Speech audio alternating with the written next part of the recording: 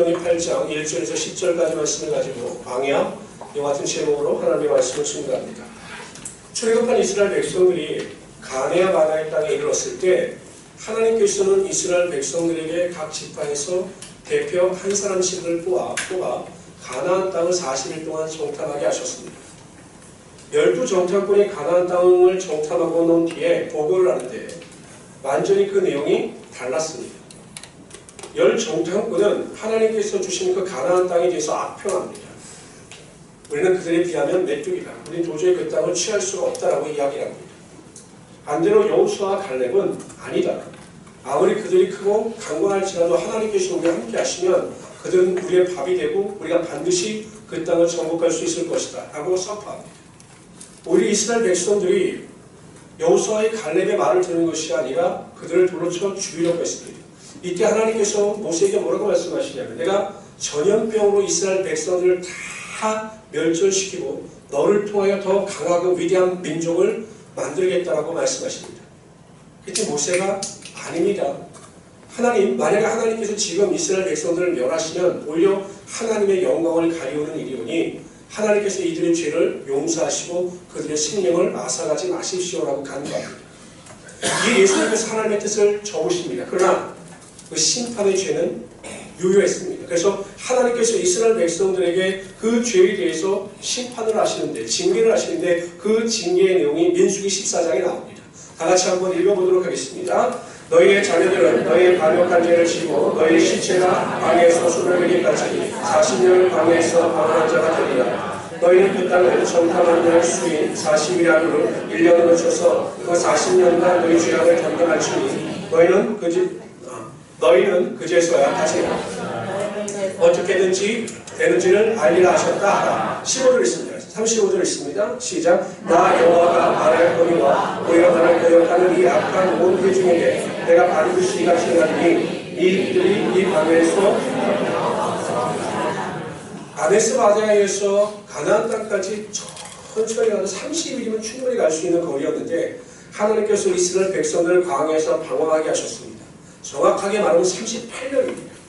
그리고 출애굽한 1세대들을 전부 광야에서 멸절시키셨습니다. 1세대들은 가나안 땅에 들어가지 못하고 전부 광야에서 죽었습니다.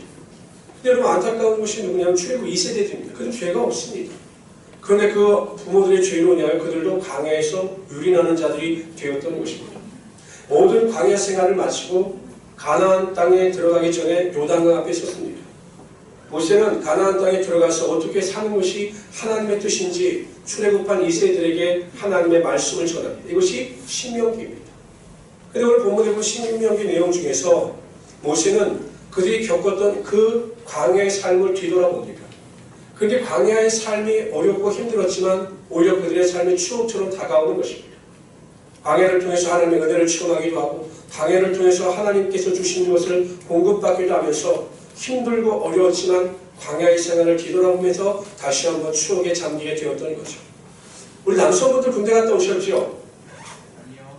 안 갔다 오셨습니까? 그래요? 갔다 오신 분들은 어때? 다시 군대 가고 싶습니까? 아니요. 그 여자분들이 대답을 하시고 여자분들이 남자분들 다시 군대 가라고 그러면 군대 안 가는데요. 모이면 말하는 게 군대 얘기하죠. 군대 추억에 빠져서 그때가 좋았다라고 이야기를 합니다. 아마 이 광야가 이스라엘 백성들에게 그와 같은 추억이었습니다. 힘들고 어려웠지만 그 광야에서 그 고난과 어려움 속에서 하나님의 놀라운 축복을 체험했기 때문에 그래도 추억거리로 이 광야를 기억할 수 있었던 것입니다. 그래서 이 모세는 이스라엘 백성들에게 이 광야의 생활을 되새기면서 그 광야 가운데 베풀어 주셨던 하나님의 은혜를 기억나게 하여 주신 겁니다. 우리 인생에도 여러분 광야가 찾아옵니다. 수없이 광야가 찾아와요. 여러 가지 문제를 통해서 우리의 삶에 광야가 다가올 때가 있습니다. 그러나 광야는 결코 힘들거나 그 광야를 통해서 우리의 삶에 실패가 자리 잡는 것이 아니라 이스라엘 백성들이 경험했던 것처럼 그 광야를 통해서 우리의 삶에도 하나님의 놀라운 은혜와 능력이 임할 수 있게 된다는 것입니다. 그래서 저는 오늘 시간 광야가 우리에게 주는 교훈이 무엇인가에 대하여 살펴보는 함께 은혜를 나누고자 합니다. 첫 번째로 광야가 주는 교훈은 고통스러워 보이고 힘들어 보이는 그 광야의 삶에도 분명한 하나님의 목적이 있다는 것입니다. 목적. 우리 2절 3절 다 같이 읽어봅시다. 2절 3절 다 같이 읽습니다. 시작. 내 하나님 여호와께서 이 40년 동안에 내게 광야길을 걷게 하신 것을 기억하라. 이는 너를 낮추시며 너를 시험하사 내 마음이 어떠한지 그 명령을 지키는지 지키지 않는지 알려 하심이라. 너를 낮추시며 너를 줄이게 하시며 또 너도 알지 못하며 내 조상들도 알지 못하던 만나를 내게 먹이신 것은 사람이 떡으로만 사는 것이 아니요 여호와의 입에서 나오는 모든 말씀으로 사는 줄을 네가 알게 하려 하심이니라. 첫 번째로 광야를 지나게 하신 목적은 우리를 낮추시고 시험하사 우리의 마음이 어떠한지 알려고 하시기 위함이다. 이렇게 말씀하셨습니다. 그러니까 우리의 삶의 광야, 고난과 환난과 문제가 다가오는 이유는 하나님은 그 광야를 통해서 우리의 마음이 어떠한지를 알기를 원하신다는 것입니다. 지금 출애굽한 이 세대들의 부모들은요, 가는 곳마다 원망하고 불평했습니다. 그러니까 원망과 불평을 입에 달고 살았습니다. 문제가 생기거나 어려움이 생기면 모세나 아론을 원망하고 하나님을 원망하는 마음을 가지고 그 광야에서 그들의 삶을 허비했습니다. 아마도 그것 때문에 하나님께서는 출애굽한 이 세대들은 과연 이 광야 생활 가운데 나에 대하여 어떠한 마음을 가지고 살아가는가를 알기 원하셨던 것 같습니다. 여러분, 공부를 잘하는 학생인지 공부를 잘하지 못하는 학생인지는 어떻게 알 수 있을까요? 이 학생이 공부를 잘하는지 공부를 못하는지 어떻게 알 수 있을까요? 좀 간단하죠. 시험 보면 압니다. 아무리 뭐 공부를 잘한다, 나는 머리가 좋다 해도 딱 시험을 보면 이 학생이 공부를 잘하는지 못하는지를 알 수가 있는 겁니다. 객관적인 자료가 있는 거죠.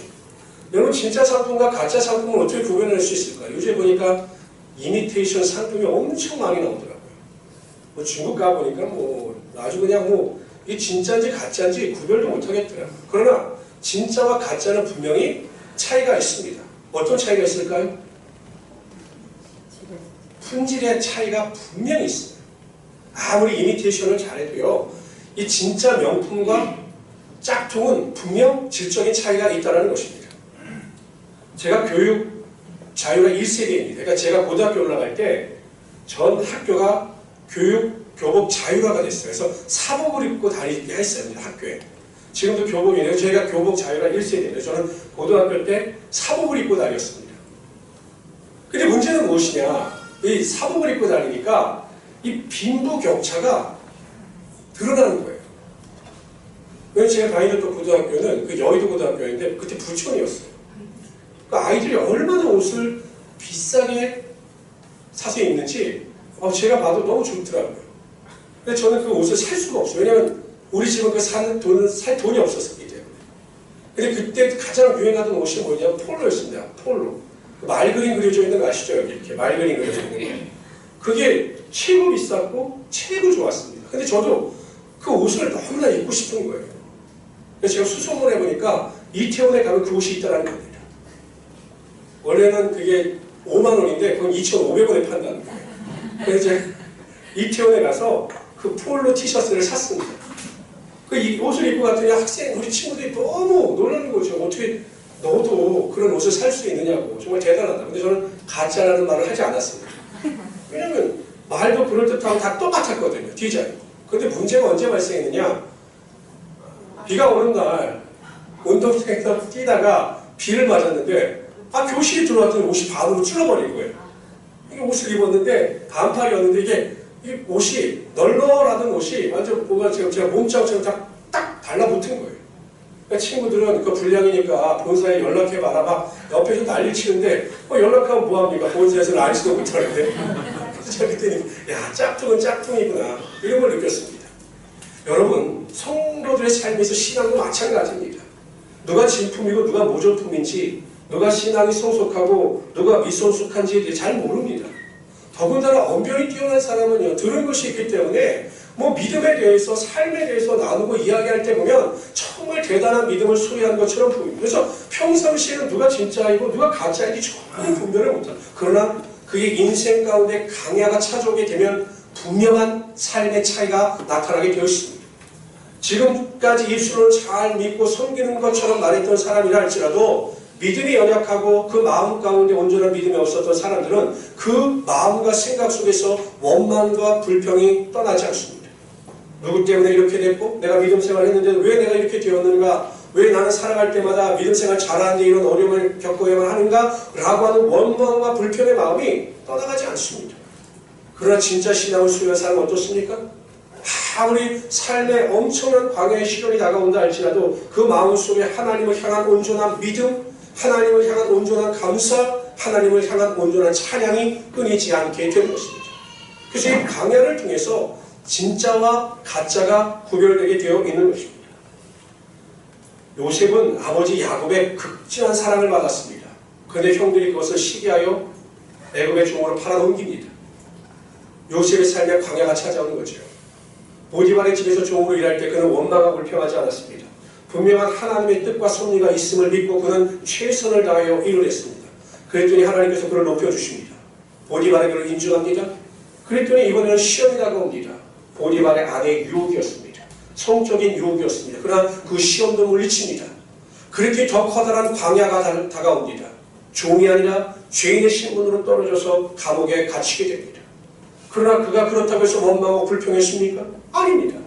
감옥에서도 최선을 다하며 하나님의 목적을 깨닫기 위하여 나아갈 때 하나님께서 마침내 때가 되면 그를 애굽의 총리로 높여주셨던 것입니다. 여러분, 우리도 마찬가지입니다. 이 세상을 살아갈 때 끊임없이 광야를 만납니다. 직장의 일로 인해서, 물질의 문제로 인해서, 내 질병의 문제로 인해서, 자녀의 문제로 인해서, 여러 가지 관계의 문제로 인해서 끊임없이 우리의 삶의 광야를 만나게 되어 있습니다. 그때 하나님은 분명히 여러분들의 마음을 보십니다. 그 광야 가운데 어떠한 마음의 태도를 가지고 살아가느냐, 그 마음을 분명히 보십니다. 광야의 길을 걸어가고 있음에도 불구하고 감사하고 찬양하여 하나님께서 광야를 통하여 자신에게 원하는 것이 무엇인가를 깨닫기 위하여 부지런히 기도하고 감사하는 자의 삶에는 반드시 광야를 통해서 하나님께서 놀라운 축복을 허락하여 주시는 것입니다. 인생의 광야길에 길을 내시고 강을 내심으로 광야 가운데 하나님의 놀라운 능력과 축복이 나타나게 하여 주시는 겁니다. 반대로요, 광야를 만날 때마다 원망하고 불평하는 사람, 모든 것을 부정적으로 생각하고 부정적인 마음을 가지고 있는 성도의 삶에는 그 광야 생활 가운데 하나님은 침묵하십니다. 그래서 오히려 상황이 더 악화되게 되어 있는 것입니다. 저는 우리 모든 성도님들이 광야를 만날 때마다 무엇보다도 여러분들의 마음을 다스릴 수 있는 하나님의 귀한 성도들이 되시기를 주님으로 축원합니다. 원망과 불평을 멀리하시고 항상 그 마음 가운데 감사와 찬양을 가지고 나아가심으로 하나님의 높여주심과 하나님의 역사하심을 경험하시는 하나님의 귀한 성도들이 되시기를 주님으로 축원합니다. 두 번째로요, 광야를 지나게 하신 목적은 하나님의 명령을 지키는지 지키지 않는지 알려 하심이다, 이렇게 말씀하셨습니다. 하나님은 광야의 혹독함 속에서도 이스라엘 백성들이 하나님의 명령에 얼마나 순종하는가를 알기 원하셨던 것입니다. 믿음의 조상 아브라함은 100세의 아들 이삭을 낳았습니다. 그 믿음을 보시고 하나님께서 이삭을 허락하여 주신 거죠. 그런데 그의 삶에 갑자기 광야가 다가옵니다. 무엇입니까? 하나님께서 나타나셔서 그에게 말씀하시기를 내 독자 이삭을 내가 지시한 산으로 가서 제물로 번제로 내게 드리라 라고 하는 명령을 받은 것입니다. 여러분 생각해 보십시오. 100세에 낳은 아들을 하나님께 번제로 드린다고 하는 일이 얼마나 어려운 일입니까? 우리 같은 사람은 가히 감당치도 못할 일입니다. 다른 사람에게 말도 못하고 속으로 얼마나 당황했을까요? 그러나 아브라함은 묵묵히 하나님의 명령에 순종합니다. 아침 일찍 일어나서 사환을 데리고 하나님께 지시한 산으로 올라갑니다. 그리고 그를 번제로 드리려고 했을 때 주의 사자가 나타나서 급격히 그를 말리셨습니다. 그 아이에게 손을 대지 말라, 그에게 아무 일도 하지 말라. 내가 네 아들 내 독자까지도 내게 아끼지 아니하였으니 내가 이제야 네가 하나님을 경외하는 줄을 안다. 그가 철저히 하나님의 명령에 순종했을 때 하나님께서 그 광야의 삶 가운데 수양을 예비하시고 하나님께서 아브라함을 믿음의 조상으로 세워주셨던 거죠. 저는 우리 모든 성도님들이 광야의 어려움을 겪을 때마다 하나님의 말씀을 기억하시고 하나님의 말씀에 철저히 순종할 수 있는 하나님의 귀한 성도들이 되시길 바랍니다. 아멘. 광야 가운데 반드시 순종해야 할 두 가지가 있습니다. 첫째는 무엇이냐면 어떤 상황 가운데 있다 할지라도 기도하는 것을 포기하지 마십시오. 광야길을 지나갈 때 내가 환난과 고난을 만날 때 기도하는 것을 멈추지 마십시오. 반드시 그 말씀에 순종해야 합니다. 시편 86편 7절에 보면 나의 환난 날에 내가 주께 부르짖으니 주께서 내게 응답하시리이다. 그럼 우리가 광야 가운데 있다 할지라도 포기하지 아니하고 하나님 앞에 간절히 기도하게 되면 반드시 하나님께서 여러분의 기도 가운데 응답하여 주심으로 광야가 축복으로 변하는 하나님의 능력이 나타나게 하여 주시는 것입니다. 두 번째는 불안해하거나 낙심하지 말고 하나님이 주시는 평강의 능력을 얻기 위하여 순종하시길 바랍니다. 이사야서 41장 10절에 보면 두려워하지 말라 내가 너와 함께함이라 놀라지 말라 나는 네 하나님이 됨이라 내가 너를 굳세게 하리라 참으로 너를 도와주리라 참으로 나의 의로운 오른손으로 너를 붙들리라고 말씀하셨습니다. 여러분, 불안과 두려움은 마귀가 주는 생각과 마음입니다. 하나님이 주시는 마음은 절대적인 평강입니다. 우리가 어떠한 광야 생활 가운데 있다 할지라도 하나님께서 우리와 함께 하심을 믿고 평강의 능력 가운데 순종하며 나갈 때 그 믿음대로 되는 역사가 여러분 삶 가운데 반드시 나타나게 하여 주실 것입니다. 혹시 광야 생활 가운데 마음이 불편하고 어려운 일이 있으면 예수의 이름을 명하십시오. 평안의 능력이 임할지어다. 불안과 두려움은 떠나갈지어다라고 명하고 하나님 앞에서 간절히 기도하게 되면 여러분의 광야 생활 가운데 하나님께서 권세와 능력으로 함께하여 주실 것입니다. 이러한 믿음을 가지고 승리하시는 하나님의 귀한 성도들이 되시기를 주님으로 축원합니다. 세 번째로요, 하나님께서 광야를 지나게 하신 목적은 하나님의 말씀을 가까이 하게 하심이었습니다. 우리 3절 한번 다시 읽어볼까요? 여기 말씀은 아주 중요합니다. 3절 다시 한번 읽어봅시다. 시작. 너를 낮추시며 너를 줄이게 하시며 또 너로 너의 조상들도 알지 못하던 만나를 내게 먹이신 것은 사람이 떡으로만 사는 것이 아니요 여호와의 입에서 나오는 모든 말씀으로 사는 줄을 내가 알게 하려 하시니라. 사람이 떡으로만 사는 것이 아니요 여호와의 입에서 나오는 모든 말씀으로 사는 것을 내가 알게 하려 하십니다. 여러분, 이 말씀을 어디서 많이 들으셨습니까? 누가 이 말씀을 인용하셨습니까? 그렇죠. 예수님께서 마귀가 시험할 때 말씀으로 그를 물리치실 때 이 신명기 8장 3절 말씀을 인용하셨습니다. 하나님은 광야를 통과할 때 하나님의 백성들이 세상의 어떠한 것보다 하나님의 말씀을 붙잡고 하나님의 말씀을 통하여 승리하기를 원하시는 겁니다. 그러니까 광야의 삶을 통해서 하나님의 말씀 가운데 더 가까이 가기를 원하신다는 것입니다. 이 목회를 하다 보면 이 목회도요, 이렇게 보면 이렇게 위기가 다가올 때가 있었습니다. 저에게 있어서 목회의 가장 큰 위기는 제가 이제 지방에서 사역할 때 너무 힘든 적이 있었습니다. 왜냐하면 그냥 눈만 뜨면 그냥 교회에서 일이 발생하고 성도들끼리 다툼이 일어나고 뭐 전화는 문제가 생기고 정말 제가 목회자로서 뭐 어찌할 바를 모르겠더라고요. 매일 기도하고 매일 다독거리고 해도 뭐 그때뿐이지 그냥 눈 뜨면 그냥 문제가 발생하고 그래서 제가 너무 힘들어서 탈진한 상황에 이를 때가 있었습니다. 그래서 목회를 계속 해야 되나. 근데 제가 그 정도로 굉장히 지쳐있을 때가 있었습니다.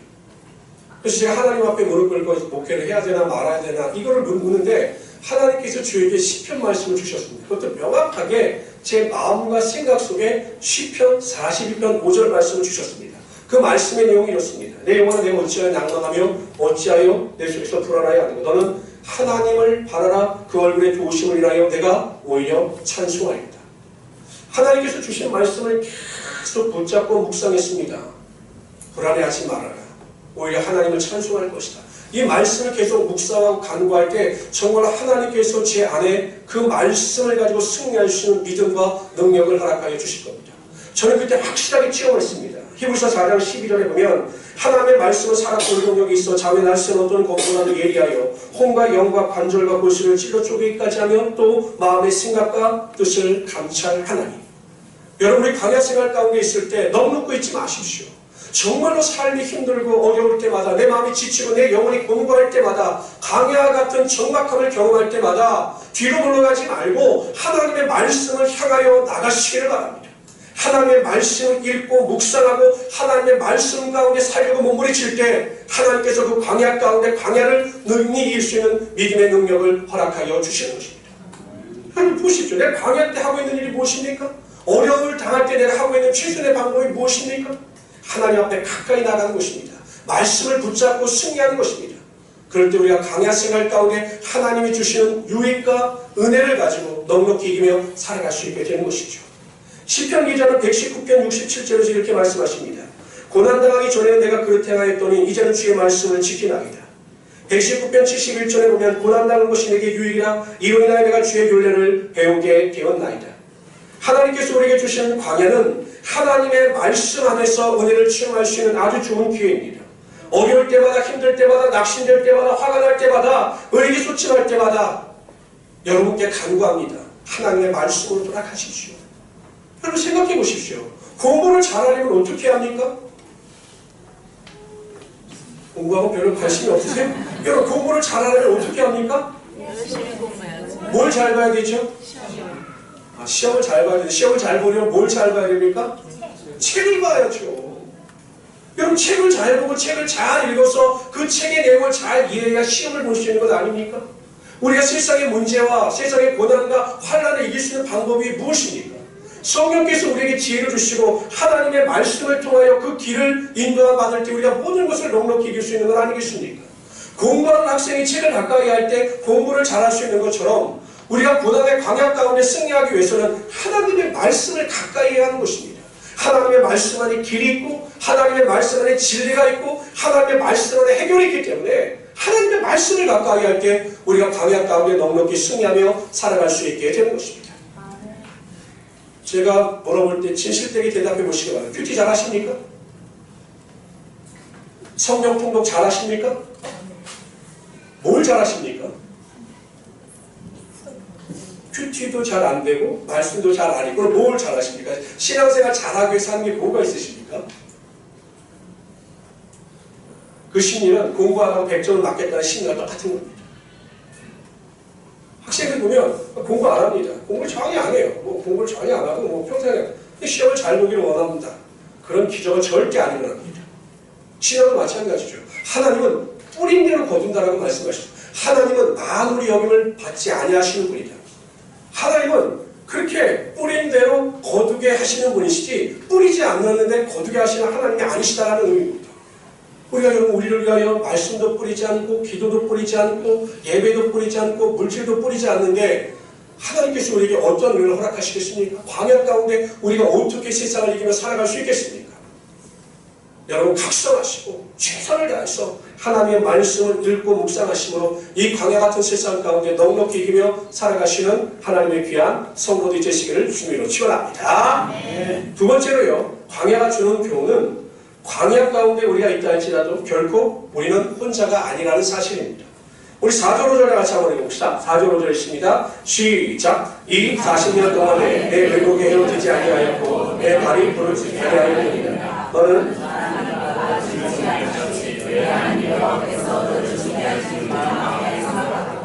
하나님의 마음이 나타나고 있어요. 뭐라고 말씀하셨냐면 하나님은 이스라엘 백성을 아들과 같이 여기신다라고 말씀하셨습니다. 이 말씀은 우리에게도 적용되겠죠. 하나님은 우리를 자녀와 같이 생각하시는 분이십니다. 그래서 우리를 눈동자와 같이 보호하시고 우리의 삶을 지켜보고 계신 겁니다. 여러분 놀이터에서 놀고 있는 아이들을 보면요 참 천방지축입니다. 놀이터에서 보는 어린아이들 보면 막 마음대로 막 뛰어다니고 돌아다니고 언제 어떻게 무슨 일이 벌어질지 몰라요. 그런데 아이가 까당 하고 넘어지면 그 아이 어머니가 어디 있었는지 그냥 갑자기 나타나서 그 아이를 일으켜 세웁니다. 그리고 먼지도 털어주고 안아줍니다. 그러니까 그 아이가 놀고 있을 때 그 어머님은 그 아이에게서 눈을 절대 떼지 않고 있었던 거죠. 이야기를 하면서도 눈과 관심은 아이에게 가 있었던 겁니다. 그래서 그 아이가 넘어지면 와서 바로 이렇게 세우는 거죠. 하나님께서는 우리를 아들과 같이 생각하시기 때문에 우리가 광야의 길을 걸어갈 때 우리가 혼자인 것 같지만 우리는 절대 혼자가 아닙니다. 하나님께서 눈동자같이 우리를 지켜보고 계셔요. 그리고 우리를 보호하십니다. 오늘 말씀해 보십시오. 옷도 휘지 아니했습니다. 발도 부르트지 아니했습니다. 하나님께서 또한 광야 생활 가운데 먹을 것을 허락하여 주셨습니다. 뭘 주셨습니까? 만나를 허락하여 주셨습니다. 먹을 것, 입을 것, 마실 것 그들은 전혀 걱정하지 않았습니다. 하나님께서 그들을 보호하여 주시고 그들의 모든 필요를 다 채워주시는 것입니다. 이와 같은 겁니다. 하나님께서 우리가 광야 같은 삶을 살아간다 할지라도 우리는 결국 혼자가 아니에요. 여러분 그럴 때 있지 않습니까? 철저하게 나 혼자 버려진 것 같은 절대적인 고독감에 휩싸일 때가 있습니다. 남편도 나를 이해하지 못하고 아내도 나를 이해하지 못하고 자녀들도 나를 이해하지 못할 것 같은 그런 절대적인 고독감에 직면할 때가 있습니다. 그러나 그럼에도 불구하고 세상 사람들은 다 나를 모른다 할지라도 하나님은 여러분들을 아시고 여러분들을 보호하시며 여러분들과 끝까지 함께하여 주시는 것입니다. 그런 하나님을 느끼고 그런 하나님을 인정하고 그러한 하나님을 모셔드릴 수 있는 하나님의 귀한 성도들이 되시기를 주님으로 축원합니다. 여러분 다윗은 사울 왕의 위협을 피해 10년 동안 광야길을 걸어다녔습니다. 매일 매 순간 10년 동안 죽음과 공포의 위협 속에 살았던 거죠. 왕이 되셔도 여러분 자신의 아들 압살롬의 반역으로 인해서 도망자의 삶을 삽니다. 고난과 환난의 연속이었습니다. 그런데 나중에 다윗이 자신의 인생을 되돌아보면서 깨달은 진리 가운데 하나가 무엇이었냐면 자신이 광야 같은 삶을 살아갈 때에도 하나님께서는 여전히 자신과 함께하였다는 사실을 그는 분명히 깨닫고 시편을 통해서 그러한 믿음의 고백을 드리고 있습니다. 다 같이 한번 읽어봅시다. 다 같이 읽습니다. 시작. 내가 주의 신을 떠나 어디로 가며 주의 앞에서 어디로 피하리이까. 내가 하늘에 올라갈지라도 거기 계시며 음부에 내 자리를 펼지라도 여기 계시나이다. 내가 새벽 날개를 치며 바다 끝에 가서 노할지라도 또 거기서도 주의 손이 나를 인도하시며 주의 오른손이 나를 붙드시리이다. 이런 다윗과 함께 하셨던 하나님은 오늘도 여러분의 삶에 함께하여 주시는 겁니다. 여러분 아무리 어렵고 힘들어도 내가 사망의 음침한 골짜기로 다닐지라도 여전히 하나님은 여러분들을 사랑하시고 여전히 하나님께서는 여러분과 동행하여 주심으로 여러분의 광야 가운데 홀로 있지 않게 하시며 광야 생활 가운데서도 여러분의 모든 삶의 필요를 반드시 채워주실 것입니다. 지금도 힘이 드십니까? 제가 어제 무슨 일이 있어 인쇄를 하러 갔다가 인쇄집 사장님과 이렇게 이야기를 나누시는데 그 후에 제가 이제 목사인 걸 아니까 말씀하시죠. 아 목사님 생각나실 때마다 저희 사업장을 위해서 좀 기도를 좀 해주십시오. 아니 왜요? 아니 IMF 때보다 더 이렇게 힘든 적이 없었습니다. 가게가 문을 닫을 정도입니다. 너무 힘이 듭니다. 그러니까 저를 기억하시고 목사님 기도하실 때 제가 교회 나가지 않지만 좀 저를 위해서 기도해 주십시오라고 하는 부탁을 받았습니다. 많이 어렵습니다. 경제적으로 어려운 분들도 있을 것이고 심적으로 어려운 분들도 있을 것이고 제가 또 요즘에 많이 기도 부탁을 받는 것이 질병으로 인하여 고통을 당하는 분들도 많이 있을 줄 압니다. 마음의 우울함과 마음의 무거운 짐으로 인하여 낙심하는 분들도 있을 겁니다. 지금 광야의 길을 걸어가고 있는 우리 성도들이 많을 줄 압니다. 그러나 여러분 그것 때문에 낙심하지 마십시오. 이스라엘 백성들이 광야의 길을 통과했을 때 하나님께서 그들에게 가나안의 축복과 영광을 허락하여 주신 겁니다. 아무리 힘든 광야의 길을 걸어간다 할지라도 우리의 종착은 가나안 땅입니다. 광야가 아닙니다. 가나안 땅입니다. 요단강을 건너고 그 가나안 땅의 축복이 반드시 여러분 삶 가운데 임하게 될 것입니다. 모세도 그것을 강조합니다. 너희가 광야를 지나고 광야의 어려움과 고통을 당했지만 너희들이 궁극적으로 들어갈 땅은 가나안 땅이고 그 땅에는 하나님의 놀라운 축복이 예비되어져 있다. 이것이 모세가 이스라엘 백성들에게 전하고자 했던 메시지였던 겁니다.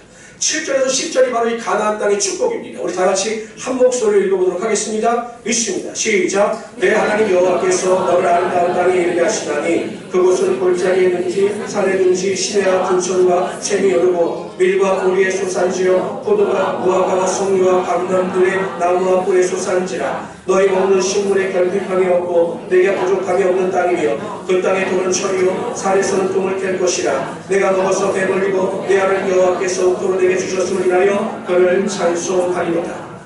이스라엘 백성들이 광야를 통과했을 때 하나님께서 이처럼 가나안의 축복과 영광을 허락하여 주셨습니다. 여러분 성도의 삶에는 어찌 보면 광야는 필연입니다. 필연. 우리가 기피하고자 하는 것이 아니라 필연입니다. 왜 그렇습니까? 여러분 보십시오. 이스라엘 백성들도 광야를 통과했습니다. 모세도 40년 동안 광야 생활을 통하여 그 마음이 깨어지고 하나님의 사람으로 합당하게 변화가 되었습니다. 예수님께서도 40일 동안 광야 생활을 통하여 공생애를 시작하셨습니다. 사도 바울도 3년의 광야 생활을 통해서 하나님의 사도로 올바르고 사용됨을 입을 수 있었던 겁니다.